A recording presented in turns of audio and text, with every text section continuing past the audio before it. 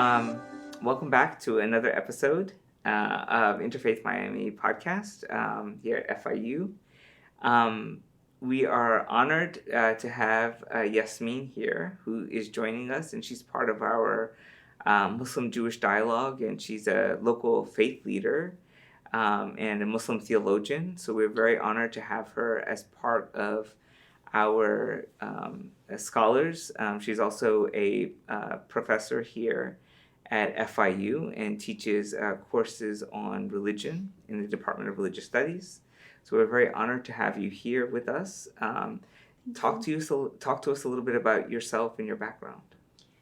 First of all, I'm very honored to be here. I think this is a great idea. So thank you so much for inviting me on this show.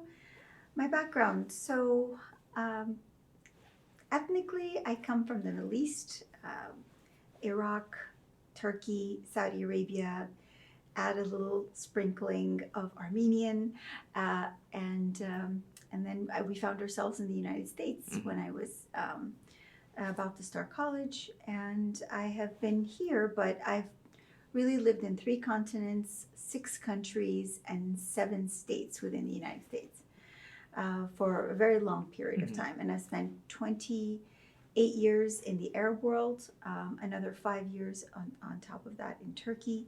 I was in Germany, I was in England, and in many different places. So I was exposed to a lot of different things, and I can say that throughout the course of my life, I think I've definitely, the one consistent thing that I can say about myself is I've always been very curious about being a seeker of truth and what that looked like. But what that looked like for me in my early days was very different than who I am now, but I'm grateful for the transformation. So talk to us about your spiritual progress. Okay. So I grew up in Saudi Arabia. I was born and raised there. And my parents, unlike most non-Saudis, who used to go to American schools, British schools, French schools, etc., foreign schools that were tied to embassies. My parents decided to put myself and my brothers in Saudi schools, Saudi Arabian madrasas, hardcore Islamic schools, where we studied 5 different Islamic subjects every single day for 12 years. And it was very strict, it was highly segregated, it was very serious, and it was, it inculcated a certain understanding, a certain flavor of Sunni Islam.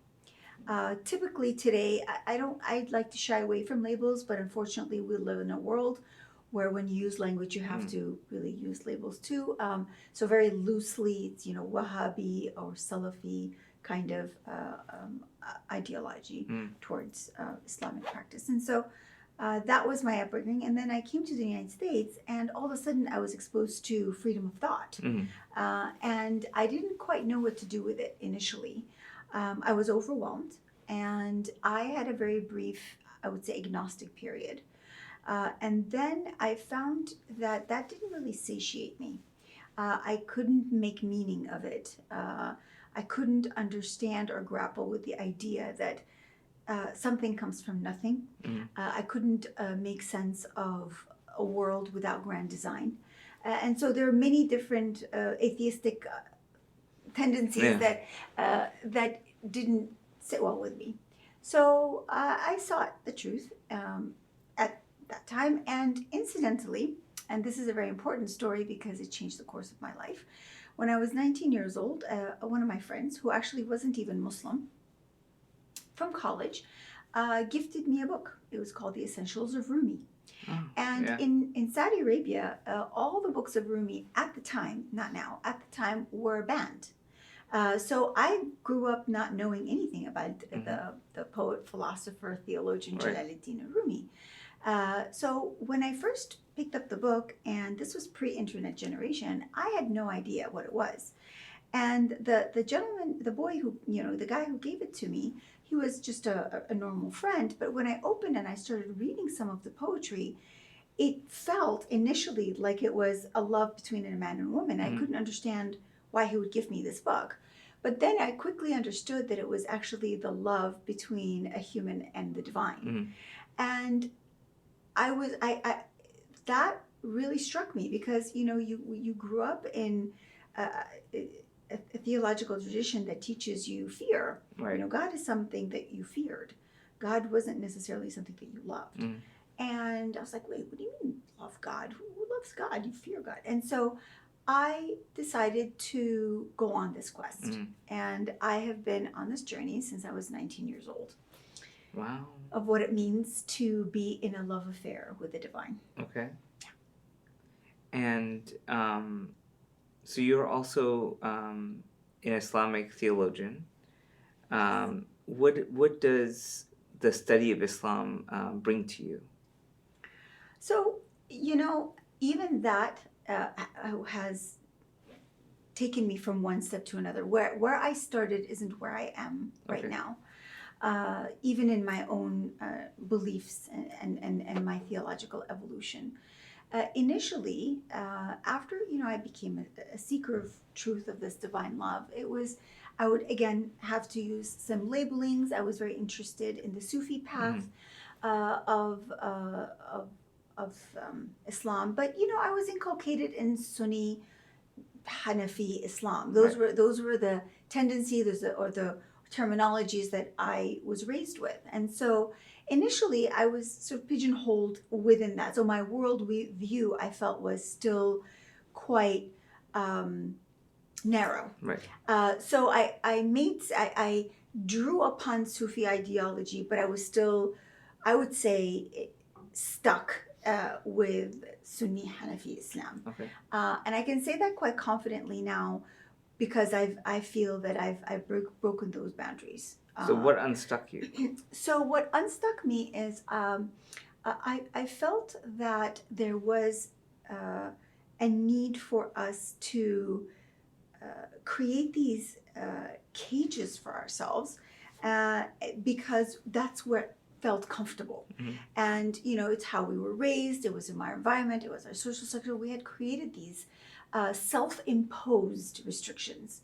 And I felt that, if God is limitless, then why can't we expand our worldview and see things from other people's perspective?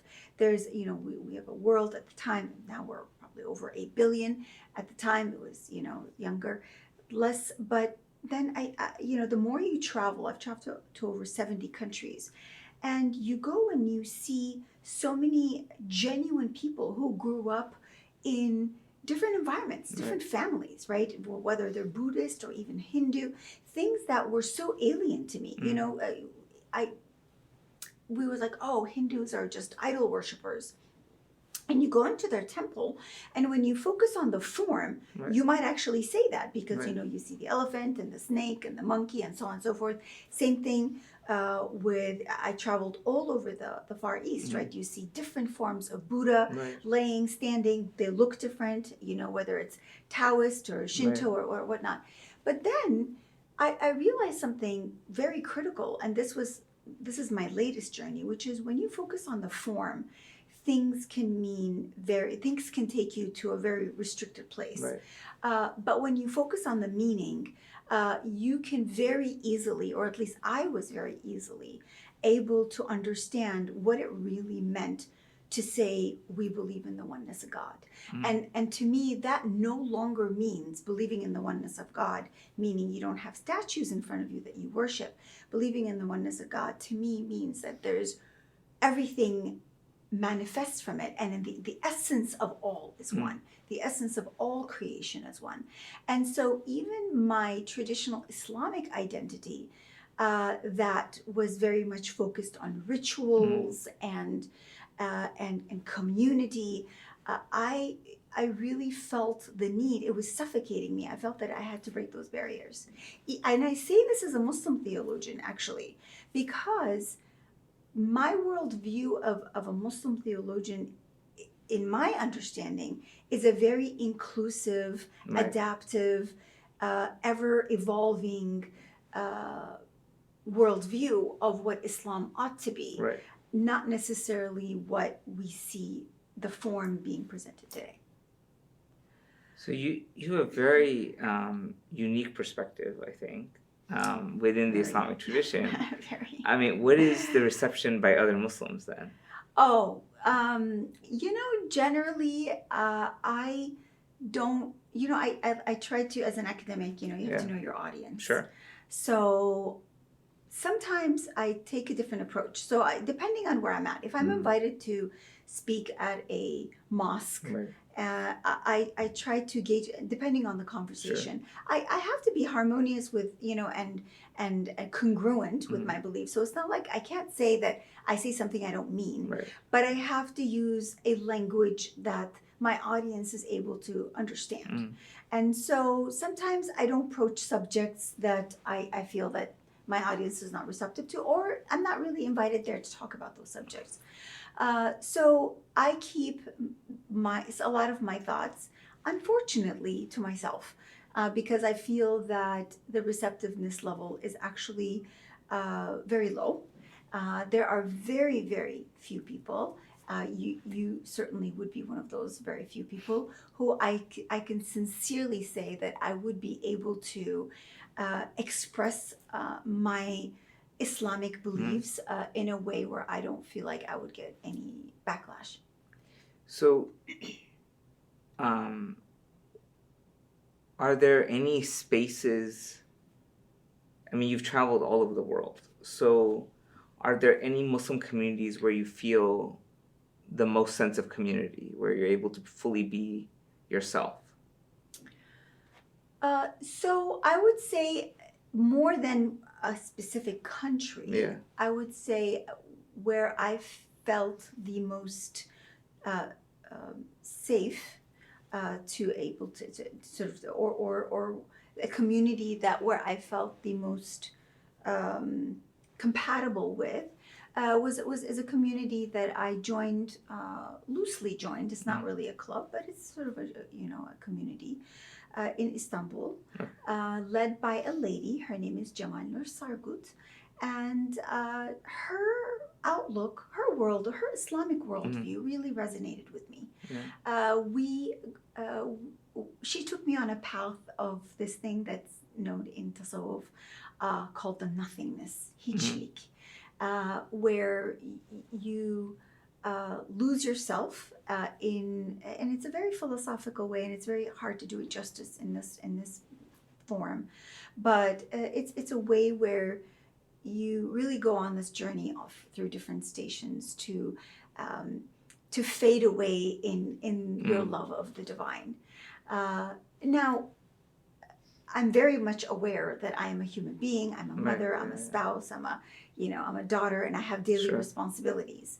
But I feel that if you really know how to stretch those spiritual muscles, you can genuinely live in that hal stage, whether you're cooking or driving or working. You really can't. Is it easy? No. I think it's very difficult, because we're human, we're fallible, and we can get angry. But at least I have a destination. At least I'm trying. I'm making an effort to stretch those muscles in every instance or every moment of my life. Wow, that's very interesting. Yeah, I mean, I've that's been something that, growing up in the United States, I think American Muslims kind of think of themselves as being exceptional in many ways. But in terms of, I think, the diversity and complexity of Islamic thought, I think, at least from what I've seen, American Muslims are definitely not at the cutting edge. I've seen some very, going to even places like Pakistan, which you wouldn't kind of think about. But there's some very interesting discussions I've had in Lahore and like Istanbul and many of these other parts of the Islamic world where you're really, you're in the thick of sort of Islamic culture and ideas, and you're actually able to be very generative. Whereas I think, in the United States, I think there's just a lot less, I think, knowing of the diversity of the Islamic tradition. And then being a minority, you kind of feel, especially after September 11th, so for the last, 25 years or so, being in a state of kind of having to defend your religion. And so then there's very little space for diversity of thought and sort of opinion and things like that. So I couldn't agree more. I can only speak for South Florida. Yeah. I've definitely had a lot of engagement with Muslim community in all the 7 states that I lived in, because I was always seeker. I was always a seeker of truth, and I would try to go to different, congregations and mosques and, so on. I can't say in all honesty that there's a single Islamic center here in South Florida that is anywhere near where I would feel safe to be able to examine some of those ideas at all. But do I go at least on a weekly basis? Absolutely. But I go for the camaraderie. I go for the community. We go because we have book clubs and children have activities and so on. And those are where my friends are. Do I go there for intellectual thought? Absolutely not. And what I sense and what I've observed is that the Muslim community, maybe here in South Florida, maybe I can generalize, I don't know, is that, how sometimes people convert to Islam and they become so protective over what they know. I even remember one time having a conversation with Cat Stevens, oh my God, the singer, the singer whose Muslim name I just forgot right now. Will come. I can't remember. Anyway, it'll come back to me. So I remember meeting him in Dubai, and we had spoken. And Yusuf Islam. Yusuf Islam, thank you. We were where we came from. What he told me about his journey. And I feel that a lot of Muslims in the United States are also like that. They're so insular, and they want to protect. They want to protect their mosques and their community and their traditions and their practices. And the reason why I say they, even though I'm Muslim, is that I can no longer relate to that. It's come to a stage where I genuinely feel like oftentimes I have to not go to a Friday sermon or not go to a khutbah and because I have to protect my ears so that I can protect my heart. It really impacts me a great deal. And I feel that I feel so incredibly disconnected. I can't overstate it enough. Yeah, no, I mean, I think I felt, I mean, that's why I think it's been, for me, what's been really remarkable about the interfaith work, like working with different faith communities, is that you're able to see very different perspectives or insights and have spiritual discussions that you're not necessarily able to have within your own community. I think with the Jain community has been remarkable working with them, because ideas of nonviolence, for instance, just remarkable, or the idea of plurality of perspectives, right? Anekantavad or aparigraha, sort of the idea that, we don't want to, the non-acquisitiveness of sort of living a life without sort of desiring or attachment. They're really remarkable aspects that I don't think are things that don't exist in Islam, but these are ideas and thoughts that have existed in Islamic history, in Islamic philosophy, in Islamic theology, that are just not either known to American Muslims, or for some reason they don't see it as relevant at all, because that sort of separation between the mystical and the legal, like the focus is all on the law and just sort of observance of the law, rather than understanding the spirit and sort of the nature and the mystical aspects of the religious tradition. Very true. And that's actually one of the main reasons why I chose to focus. When you go into a PhD program within Islamic theology, you have to focus on one of the 4 tracks. You can't just do everything. And so I focused on Islamic law and jurisprudence specifically because I found it to be so incredibly problematic. I found that, even within the Muslim tradition, this idea that the Quran is protected, but then that translated to Hadith is protected, and that translated to Fiqh is protected. And I was just like, well, no, I don't know who told you that and who made that claim. And so this static rules and regulations that is cookie cutter, that somehow it needs to be universal and applied to all time and place has actually no basis in this Islamic theology whatsoever. And yet it's a slapstick approach, Right. and it's behooving to me, to be honest with you. And so one of the reasons I went into it is because I found it so incredibly problematic. Right. And I really felt the need to study it so that I can have a more formed discussion about these subjects. Right. That's amazing. Well, thank you so much for sharing your spiritual journey. Two last questions. Sure. One is, in terms of the interfaith work, why do you think it's important? What do you hope to learn from it?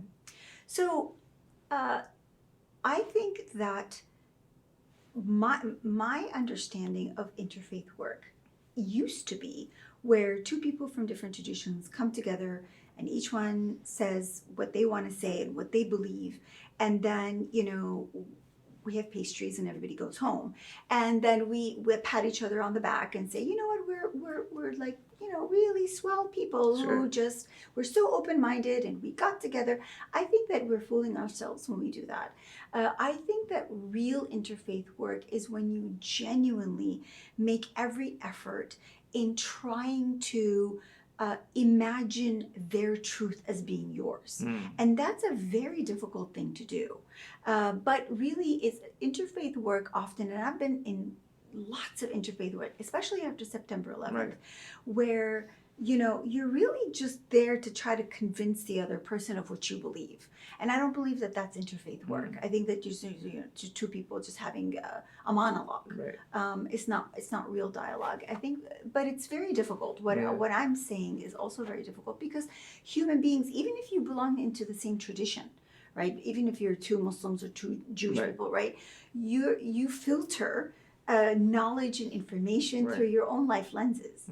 And so my hope through all of the efforts that you're making and FIU is making in the Jewish Muslim dialogue is for me to genuinely go to these gatherings really trying to understand somebody else's truth. Genuinely try to really embody that truth, and also hope that perhaps I can share some of the truths that I see as well, and hope that they may be able to, because ultimately the idea is that if we can really have that compassionate understanding of each other, then perhaps we can go home to our families and to our communities and communicate other people's truths to one another. And that's when, real change hopefully can happen, so that we can live in a much better world where we live in a lot, in harmony and safety and pursue collective love and happiness that we all human beings seek. I see, yeah, absolutely. Yeah. Good. Last question. What is your message to future generations? Well, I would say be a good person. I know that sounds really cliche and very general, and somebody might say, well, what does that really mean? I believe in a journey of towards excellence in whatever you do, in character and conduct. Ultimately, those are the two litmus tests for how we measure ourselves. So the advice that I give to my children would be the same that I give here today, is that really elevate your character and conduct. Be the best version of yourself. Invest in whatever God-given capabilities that you have to serve humanity in the best way. Uphold universal truths and really believe in the power of goodness. Wonderful. Well, thank you so much, Yasemin. It's been an honor and a pleasure having you and working with you, and looking forward to many, many more conversations together. Thank you so much for having me. Thanks a lot. Okay.